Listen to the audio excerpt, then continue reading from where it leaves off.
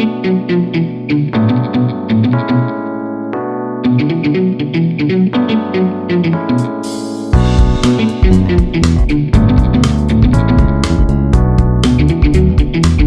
Monaco, the voice of A&M Athletics, with us on 365 Sports. Great to have you. It's been a really nice, after the loss to Notre Dame, it's been a nice climb to who A&M is now, and, of course, the great test Saturday night with LSU, and they've had to do the same thing. Andrew, why are they or appear to be better under Mike Elko to this point?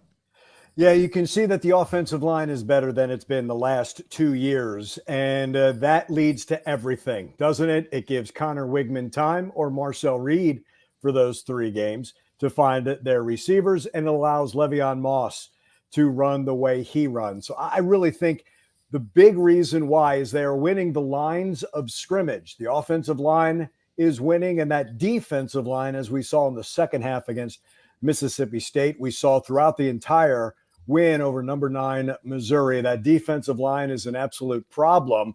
And of course, you guys know you win up front. So that front 4 helps the back 7 for the Aggies. I think strengthening the offensive and the defensive lines have done wonders for the Aggies this season. Andrew, what has the culture change been like too? I'm not trying to throw Jimbo Fisher completely under the bus, but after you're not successful for a couple years and you have a type A personality like Jimbo in there, it can wear thin a little bit. We saw guys transferring out kind of maybe because of that. And it seems this year that they have really coalesced around Mike Elko and just a new attitude in the building. Yeah, I think it's Mike's honesty without making it personal. And I'm saying that that's what Jimbo did. But I think, when things went wrong in the past, the fingers were being pointed. This year, even after the Notre Dame loss, Mike said, look in the mirror. All of us, not just the players, not just the offense. Coaches have to do it. Staff has to do it. That accountability, I think, from day one. So for the 8 months leading up to the kickoff against Notre Dame and through the 2 months, you have that accountability and you have the consistency of message. This is the way it's going to be. And I think he's got the right people in here as well. There weren't a ton of people who left. You thought that there would. They went in the portal, not a ton left, and you kept the ones you wanted. And I think I call it now talent acquisition in college. The talent that was acquired in the portal fits what Mike Elko wants to do and his coaching staff as well.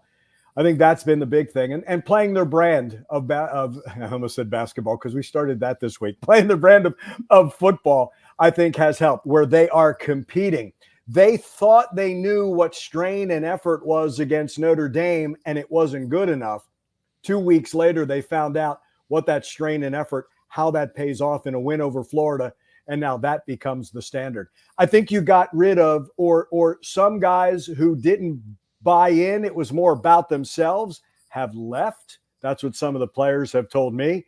They are out, and this is more of a cohesive unit. Andrew, what did you think of what you saw from Connor Weigman? I know it's been a roller coaster for the quarterback position, just in general this season.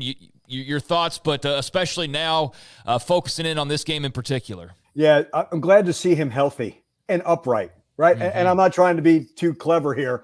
The injuries have played a big part of Texas A&M's story the last 2 years, and I get the next man up mentality, and we saw that with Marcel Reed. But you can see why he's such a gamer and such a leader is Connor Weigman. Struggled against Notre Dame, and you know what? He owned up to everything in that struggle, fixed it. I know it was against McNeese State, but I thought that was important, and then that shoulder injury was there, and then he became Marcel Reed's biggest supporter. And I thought Missouri played right into his strength.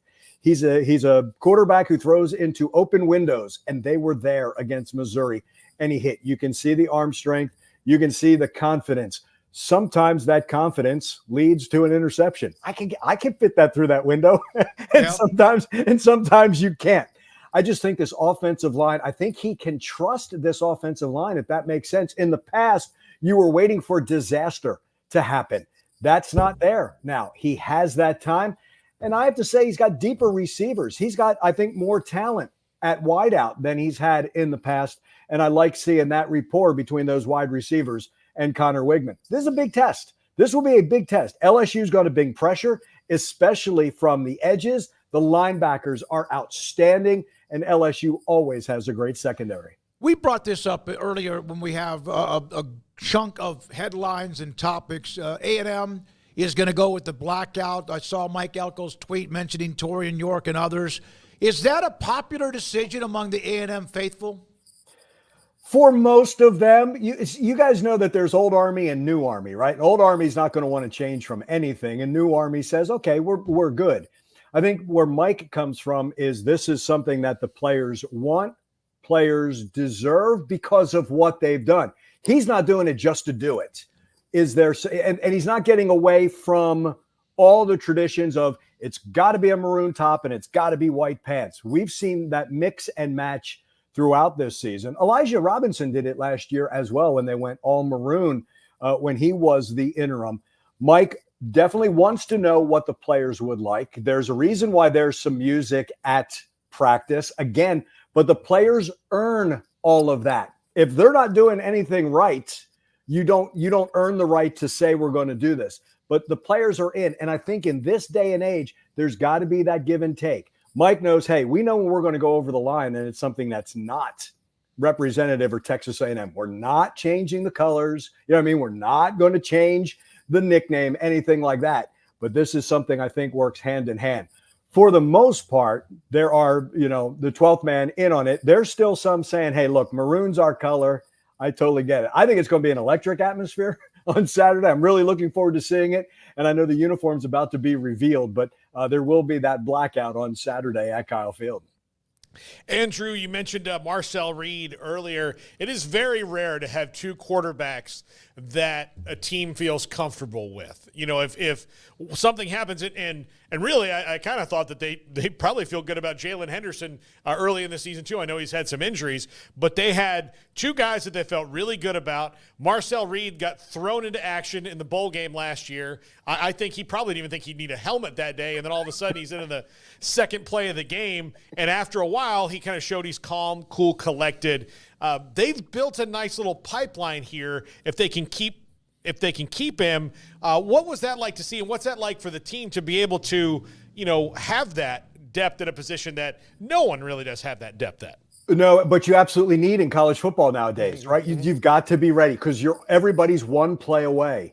I think people were surprised it wasn't Jalen Henderson as the number 2. So I give Marcel a lot of credit for the work that he did over the spring and the fall, because Connor didn't play in the spring. They were making sure that he was going to be healthy. So Marcel got all those reps. And you know what? If we're going to talk about Jimbo Fisher, let's give Jimbo some credit. He took Marcel Reed away from Ole Miss. That was one of the last guys to come in for him, and it's really paid off.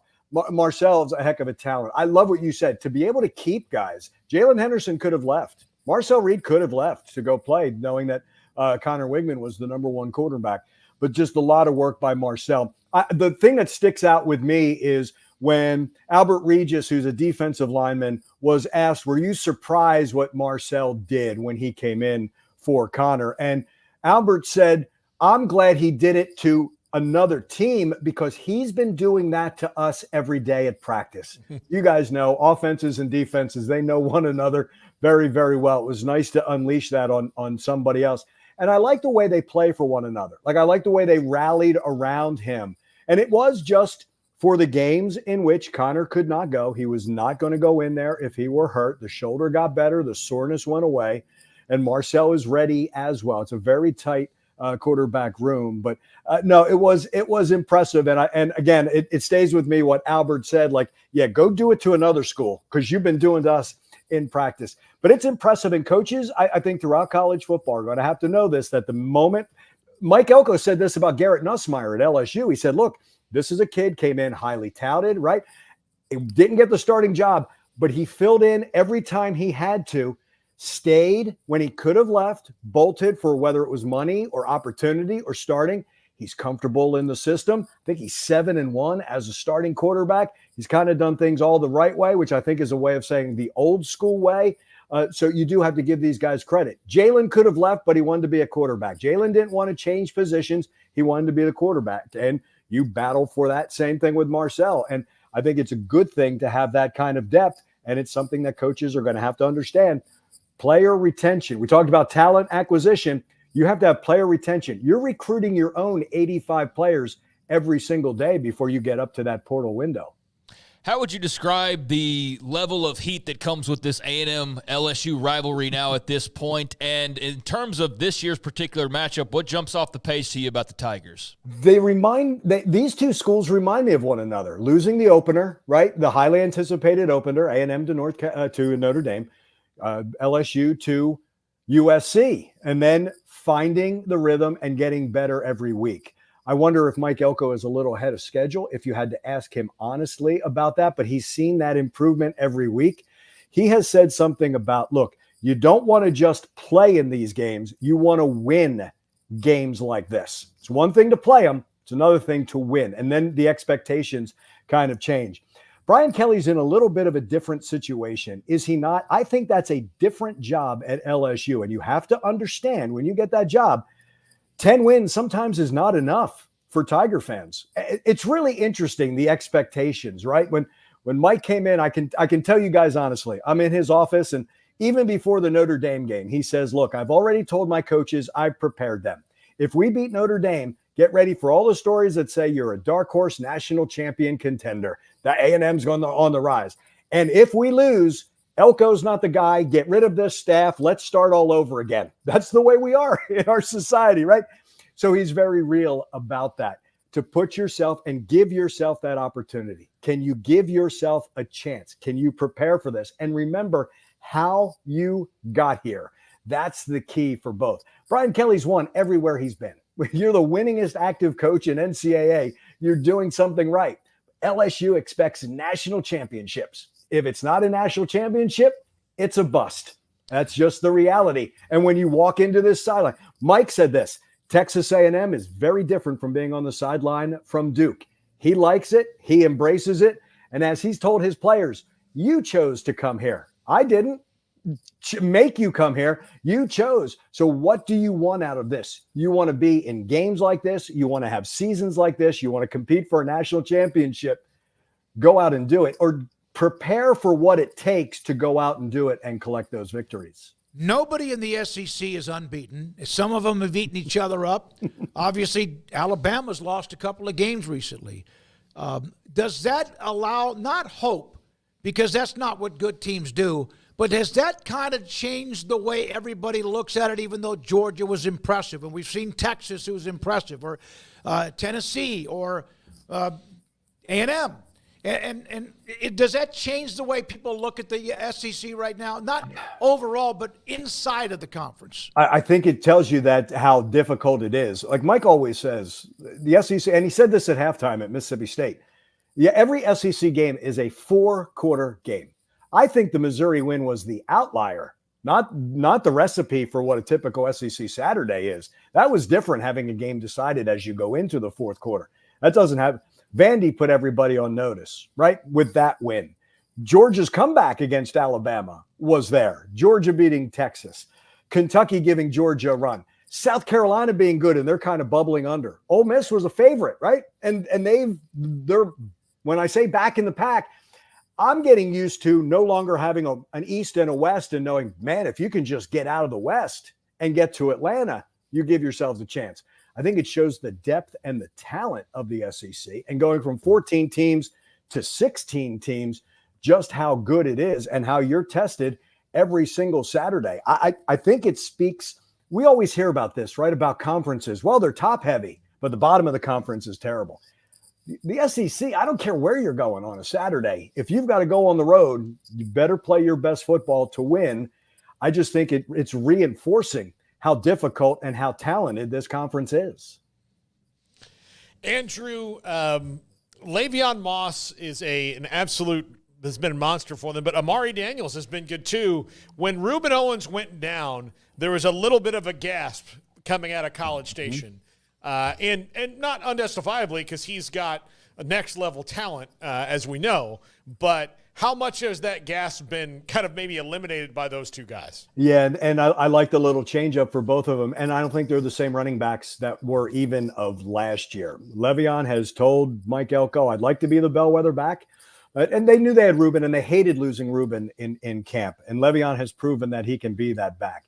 He's gotten himself in shape to the point where he actually feels as good as he's felt in the middle of this season as he has in seasons prior. I'm impressed by the yards after contact by Le'Veon Moss, turning good gains into great gains, and he's really running hard. And I find Amari Daniels, I say sneaky and shifty, and I mean that in a good way. He's finding the hole and getting through it. Now, here's the other thing. That offensive line is giving them holes to run through, but they're getting through them quickly, and they're doing it really with a lot of strength and power. And then you see that speed.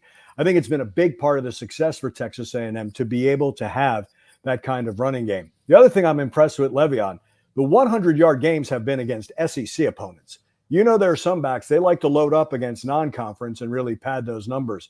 I'd say the same thing about Caden Dunham of LSU. 100-yard, and for him as a freshman, it's even more impressive.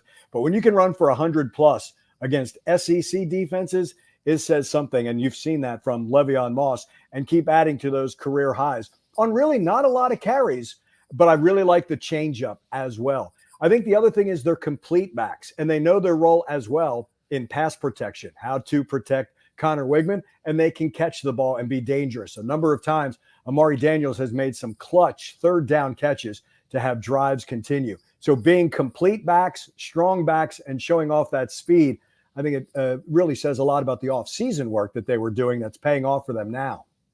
All right, so you're the voice of A&M, and I have to ask this because the ticket prices of that game, which, by the way, there's this game late in November, and you know it. Oh, LSU's coming to town, yeah, but they're in the, like, $1,500, $2,500, $3,000, $4,000. I have to ask, how many people have at least contacted you, Andrew, about getting, hey, can you get me tickets for that Texas game? Well, here's a lot, right? I can't even give you the number of that. Like, hey, I'd love to come to a game. I love when they do that, right? Yeah. I'd love to come to a game. I'm like, Bowling Green is this Saturday.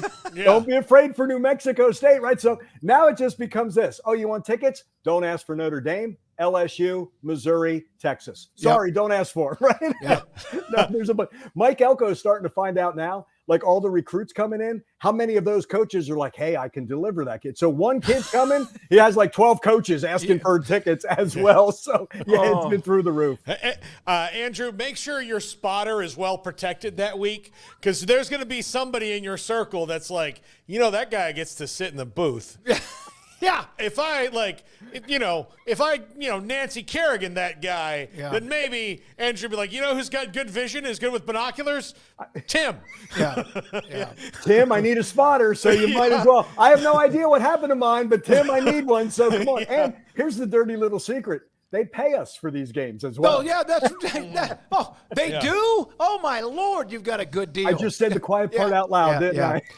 Hey, enjoy it. I know you will. Thank you, Andrew. We appreciate it when you jump on with us. Heck of an atmosphere and a great game. Have fun with the broadcast. Good luck. Thank you. Thank you so much for having me. All right, that's Andrew Monaco, voice of Texas A&M, with us as they get ready for LSU coming up on Saturday.